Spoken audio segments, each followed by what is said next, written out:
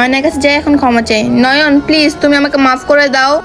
কি তোমাকে আমি মাফ করে দেবো? তুমি আমাকে 8 মাস ধরে ঠকাচ্ছ, আজকে তো তোমাকে হাতে নাতে আমি ধরেই ফেললাম। এসব দেখার পর তুমি এখন আমাকে বলতেছো আমাকে মাফ করে দাও? সত্য কথা বলতে আজকে যদি আমি তোমার এই ঘটনা না দেখতাম না, তাহলে কখনো জানতে পারতাম না যে তুমি আমাকে সবসময় ঠকাচ্ছ। নয়ন আমি তোমাকে কথা দিলাম আমি আজকে ওকে ছেড়ে দিব। কি তুমি ওকে ছেড়ে দেবা? তুমি ওকে ছেড়ে দিলে তুমি কার কাছে থাকবা? মানে কি বলতে চাচ্ছ তুমি? মানে বুঝো না, অলরেডি আমি তোমাকে ছেড়ে দিছি, তুমি তোমার এই মুখ নিয়ে কখনো আমার পাশের সামনে আসবে না। আর ভাই দেবে, তুমি যা চাইছিলে তা তো পেয়েই গেছো। টাকা হলো একটা বয়ফ্রেন্ড পাইছে, তোমার সব স্বপ্নই সে পূরণ করবে। আমি যেটা পূরণ করতে পাই না এবং কি সামনে যেটা পূরণ করতে পারবো না, কারণ তোমার তো দরকার টাকা, ভালোবাসার মানুষ না। যাই হোক সময়, আমি আমার জীবন থেকে তোমাকে মুছে ফেললাম, তুমি ওর সাথে সারা জীবন সুখে থাকবা। আর এখানে আর বেশিক্ষণ দাঁড়া থাকো না, তাহলে ও তোমাকে সন্দেহ করবে। ও চলে গেলে তোমার আমও হারাবে, সালাও হারাবে। নয়ন প্লিজ একটুখানি বোঝার চেষ্টা করো। দেখো আমি যা বুঝার বুঝে গেছি। আর শোনো, তুমি আমাকে কষ্ট দিয়েছো, ওই ছেলেকে কখনো কষ্ট দিও না। যাও, ও মনে হয় তোমার জন্য দাঁড়িয়ে আছে। কি করার, এখন আমি চলে যাই। বন্ধুরা, আপনারা যাকে ভালোবাসবেন তাকে সুখে থাকবে।